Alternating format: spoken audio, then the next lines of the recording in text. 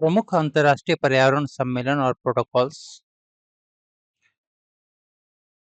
Stockholm सम्मेलन, Stockholm conference, ये 1972 में हुआ था स्वीडन में। यहाँ पर पहला वैश्विक पर्यावरण सम्मेलन हुआ और सतत विकास की अवधारणा को बल मिला, यानी सस्टेनेबल डेवलपमेंट की अवधारणा को यहाँ पे फोकस किया गया। रामसर सम्मेलन, रामसर कन्वेंशन, ये रामसर ईरान में है और यहाँ पर जो कन्वेंशन हुआ था 1971 में हुआ था रामसर कन्वेंशन। ये आपके वेटलैंड्स यानी आर्द्र भूमियों के संरक्षण से संबंधित है और प्रवासी पक्षियों के संरक्षण की बात करता है। विश्व धरोहर सम्मेलन, विश्व धरोहर सम्मेलन वर्ल्ड हेरिटेज कन्वेंशन, ये 1972 में हुआ था और ये बेसिकली प्राकृतिक और सांस्कृतिक धरोहर के संरक्षण से संबंधित है। वियना सम्मेलन, वियना सम्मेलन आपके 1985 में हुआ था और ओजोन परत की सुरक्षा से संबंधित है। मॉन्ट्रियल प्रोटोकॉल 1987 में आया और ये जो आपके क्लोरोफ्लोरोकार्बन्स और अन्य ओजोन क्षयकारी गैसों को समाप्त करने के संबंधित है। वेसल सम्मेलन ये 1989 में आया और हजार्डस वेस्ट, खतरनाक अपशिष्ट का सीमा पार व्यापार और निपटान से संबंधित है। रियो सम्मेलन, रियो अर्थ समिट, ये ब्राजील में हुआ था, रियो डी जेनेरियो में, और 1992 में हुआ और यहाँ पर सतत विकास, जैव विविधता, जलवायु परिवर्तन और एजेंडा 21 से संबंधित है। क्योटो प्रोटोकॉल, क्योटो प्रोटोकॉल ये 1997 में आया और ये जापान में हुआ था। ग्रीन हाउस गैस के उत्सर्जन को घटाने से संबंधित यह समझौता है। जोहान्सबर्ग सम्मेलन, ये आपके दक्षिण अफ्रीका में 2002 में हुआ था और ये सतत विकास लक्ष्यों जो है एसडीजी, सस्टेनेबल डेवलपमेंट गोल्स से संबंधित है। पेरिस समझौता, पेरिस एग्रीमेंट, ये 2015 में हुआ था और यहाँ पर ग्लोबल वार्मिंग को 2 डिग्री सेंटीग्रेड से नीचे रखने तक से संबंधित था। Nagoya protocol, Nagoya protocol basically 2010 में आया और यह जैव विविधता और आनुवांशिक संसाधनों के संरक्षण से संबंधित है। कार्टेजेना प्रोटोकॉल, कार्टेजेना प्रोटोकॉल 2000 में आया था और यह जैव प्रौद्योगिकी से जुड़े जीवों, जीएमओ की सुरक्षा और नियंत्रण से संबंधित है। विटामिन्स देखते हैं यहाँ पे, तो विटामिन्स में यहाँ पर है कि विटामिन्स का नाम दिया हुआ है, साथ में उसका रासायनिक नाम, उसके क्या-क्या उपयोग हैं और इसकी कमी से क्या रोग हो सकता है। विटामिन ए, विटामिन ए का जो रासायनिक नाम है रेटिनॉल है और ये जो विटामिन है आँख की रोशनी बनाए रखने, त्वचा और हड्डियों के विकास के लिए इम्पोर्टेंट है। इसकी कमी से रतौंधी या नाइट ब्लाइंडनेस होता है। विटामिन बी1, इसका रासायनिक नाम थायमीन है और स्नायु तंत्र का सुचारू संचालन इससे होता है और ऊर्जा का उत्पादन में इसका काफ़ी इम्पोर्टेंट रोल है और इसकी कमी से बेरी-बेरी रोग होता है। विटामिन बी2, इसका रासायनिक नाम राइबोफ्लेविन है, ऊर्जा उत्पादन, त्वचा और आँखों का स्वास्थ्य के लिए काफ़ी इम्पोर्टेंट है। कोने में घाव यानी क्लोरोसिस और आँखों की समस्या इसकी कमी से होता है। विटामिन बी3, इसका जो रासायनिक नाम है नियासिन यानी नाइकोटिनिक एसिड है। यह पाचन, त्वचा और तंत्रिका तंत्र के स्वास्थ्य से संबंधित है और इसकी कमी से पेलाग्रा होता है। विटामिन बी5, इसको पैंटोथेनिक एसिड कहते हैं, केमिकल नेम है, हार्मोन और एंजाइम बनाने में काफ़ी मददगार है। इसकी कमी से थकान और अपच जैसी समस्या होती है। विटामिन बी6, इसका रासायनिक नाम पायरिडॉक्सिन है। इसकी कमी बेसिकली ये है प्रोटीन और वसा के चयापचय में इम्पोर्टेंट है। एनीमिया और चिड़चिड़ापन इसकी कमी से होता है। बी7, इसका रासायनिक नाम बायोटीन है। यह बाल, त्वचा और नाखूनों के स्वास्थ्य से संबंधित है। इसकी कमी से त्वचा रोग और बाल झड़ता है। बी9, विटामिन बी9, इसका जो रासायनिक नाम फोलिक एसिड है। यह रक्त निर्माण में गर्भावस्था में भ्रूण के विकास से संबंध में काफ़ी इसका रोल है। इसकी कमी से एनीमिया और जन्मदोष जैसी बीमारियां होती हैं। विटामिन बी12, इसका जो रासायनिक नाम है साइनोकोबालामिन है और यह तंत्रिका तंत्र और रक्त निर्माण में काफ़ी महत्वपूर्ण भूमिका निभाती है। इसकी कमी से पर्नीशियस एनीमिया होता है। विटामिन बी6, इसका जो रासायनिक नाम एस्कॉर्बिक एसिड है और रोग प्रतिरोधक क्षमता और घाव भरने में काफ़ी इंपॉर्टेंट रोल होता है इसका। इसकी कमी से स्कर्वी नामक रोग होता है। विटामिन B3 इसका जो केमिकल नेम है, रासायनिक नाम कैल्सीफेरॉल है। कैल्शियम और फास्फोरस के अवशोषण में इसका महत्वपूर्ण रोल है और हड्डियों के विकास में भी है। इसकी कमी से बच्चों में रिकेट्स होता है और बड़ों में ऑस्टियोमेलेसिया। विटामिन ई जो है इसका रासायनिक नाम टोकोफेरॉल है और प्रजनन और मांसपेशियों के स्वास्थ्य से संबंधित है, एंटीऑक्सीडेंट पे। इसकी कमी से बांझपन और मांसपेशियों की कमजोरी होती है। विटामिन के इसका फाइलोक्विनोन इसका रासायनिक नाम है। इसकी कमी मतलब ये रक्त के थक्का जमने में, ब्लड क्लॉटिंग में काफी इंपॉर्टेंट रोल निभाता है और इसकी कमी से अत्यधिक ब्लड फ्लो कर जाता है। इकोनॉमी के आपके अर्थशास्त्र से संबंधित जो कीवर्ड्स हैं जो आपके एग्जाम में पूछे जाते हैं, इसे यहाँ पे वो देखते हैं। जीडीपी, जीडीपी क्या होता है? सकल घरेलू उत्पाद। किसी देश में एक वर्ष में उत्पादित सभी वस्तुओं और सेवाओं का जो कुल मूल्य होता है उसको सकल घरेलू उत्पाद यानी जीडीपी कहते हैं। जीएनपी सकल राष्ट्रीय उत्पाद। जो जीडीपी है यहाँ पे जीडीपी प्लस विदेश से निवासियों की जो आय है माइनस देश में विदेशियों की आय को माइनस किया जाता है तो आपका जीएनपी निकलेगा। एनएनपी शुद्ध राष्ट्रीय उत्पाद। जीएनपी माइनस आपका जो डिप्रिसिएशन है, पूंजी ह्रास है, वो आपको जीएनपी एनएनपी होगा। प्रति व्यक्ति आय पर कैपिटा इनकम आपका जो कुल राष्ट्रीय आय है डिवाइडेड बाय कुल जनसंख्या।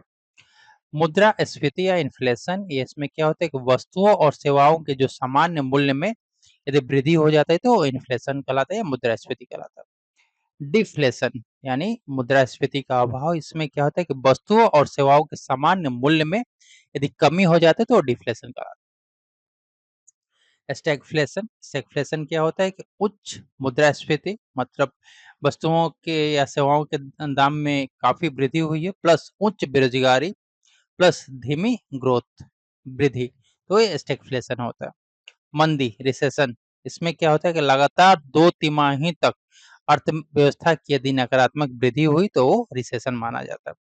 राजकोषीय घाटा या फिस्कल डेफिसिट, इसमें क्या होता है सरकार का कुल व्यय माइनस कुल राजस्व आय प्लस उधार छोड़ करके जो होगा वो आपका राजकोषीय घाटा कहलाता है।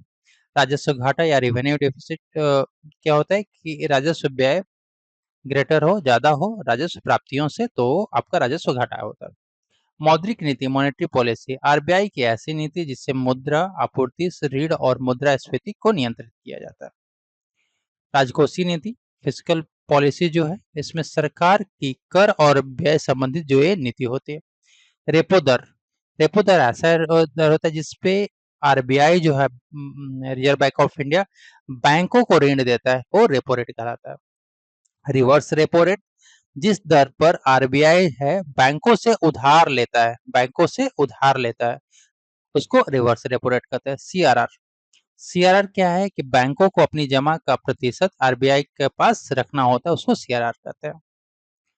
फिर एसएलआर, एसएलआर क्या है कि बैंकों को अपनी जमा का प्रतिशत नगद, सोना, स्वीकृत प्रतिभूतियों में रखना होता है उसको एसएलआर कहते हैं। फिर एनपीए नॉन परफॉर्मिंग एसेट, ऐसा ऋण जिसका ब्याज या किस्त 90 दिनों से अधिक बकाया हो नॉन परफॉर्मिंग एसेट कहलाता है।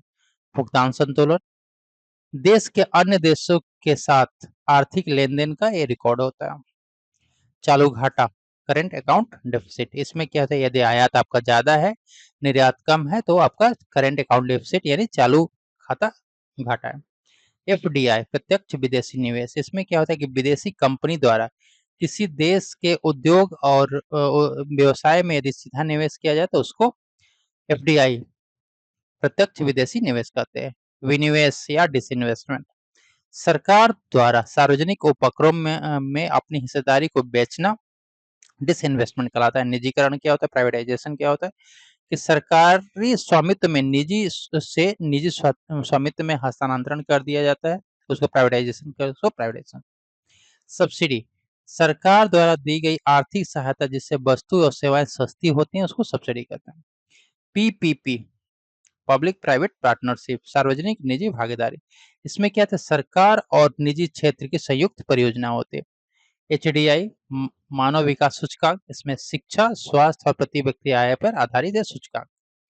समावेशी वृद्धि, इंक्लूसिव ग्रोथ, ऐसी वृद्धि जिससे समाज के सभी वर्गों को लाभ मिले उसको इंक्लूसिव ग्रोथ कहते हैं। ग्रीन जीडीपी क्या है, कि पर्यावरणीय क्षति घटाकर निकाला गया जीडीपी को ग्रीन जीडीपी कहते हैं।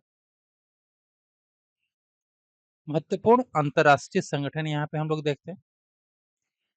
संगठन का स्थापना किस वर्ष हुआ था, मुख्यालय कहाँ पे और उसका कार्य क्या है।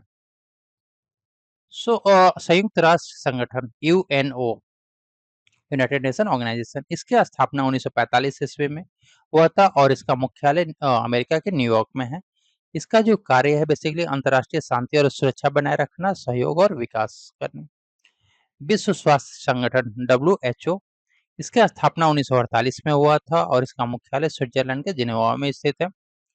वैश्विक स्वास्थ्य, टीकाकरण और महामारी नियंत्रण में इसका काफी महत्वपूर्ण भूमिका है। विश्व बैंक, वर्ल्ड बैंक, इसकी स्थापना 1944 में हुआ था और इसका मुख्यालय अमेरिका के वाशिंगटन डीसी में स्थित है। यह क्या है, विकासशील देशों को ऋण और आर्थिक सहायता प्रदान करता है। अंतर्राष्ट्रीय मुद्रा कोष आईएमएफ, इसकी स्थापना 1944 में हुआ था। इसका मुख्यालय वाशिंगटन डीसी में स्थित है। वैश्विक वित्तीय स्थिरता और ऋण सहायता प्रदान करता है।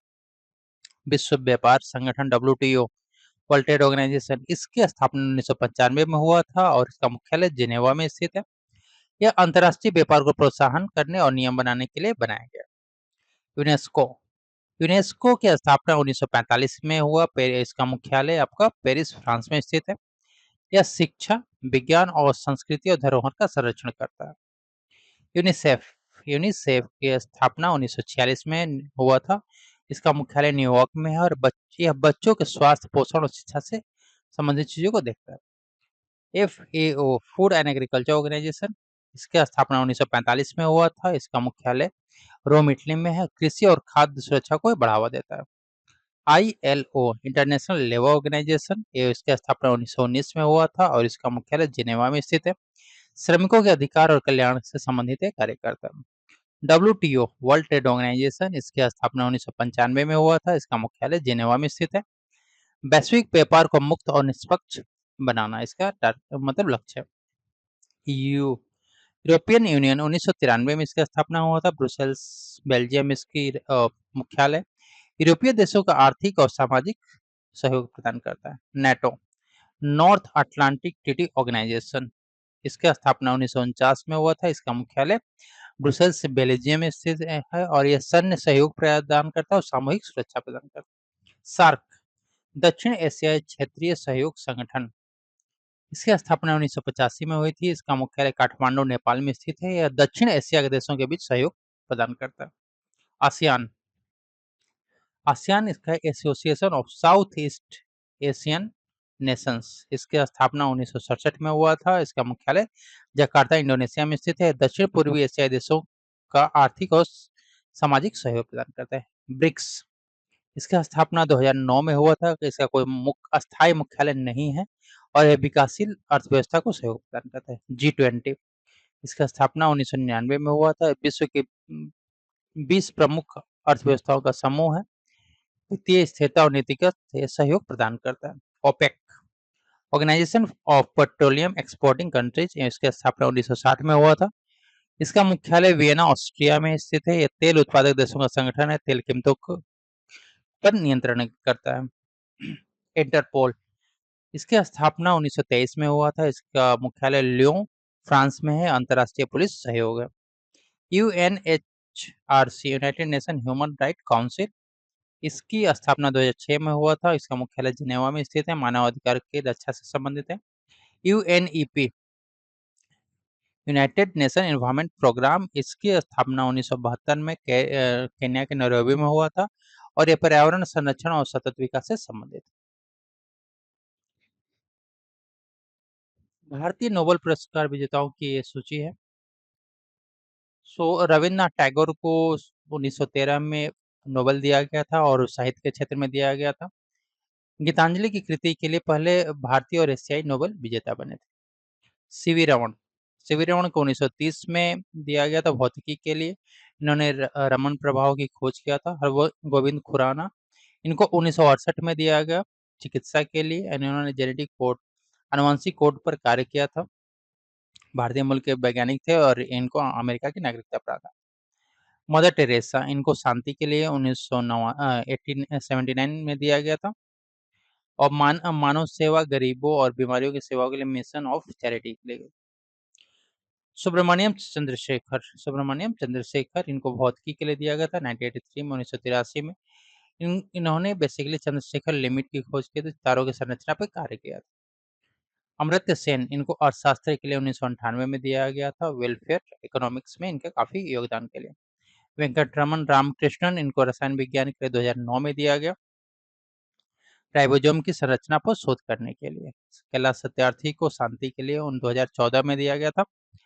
इन्होंने बाल श्रम और बाल अधिकारों के लिए कार्य किया था। मलाला यूसुफजई के साथ इन्होंने ये पुरस्कार साझा किया था। अभिजीत बनर्जी को अर्थशास्त्र के लिए 2019 में दिया गया था। इन्होंने वैश्विक गरीबी उन्मूलन हेतु अपना प्रयोगात्मक दृष्टिकोण रखा था।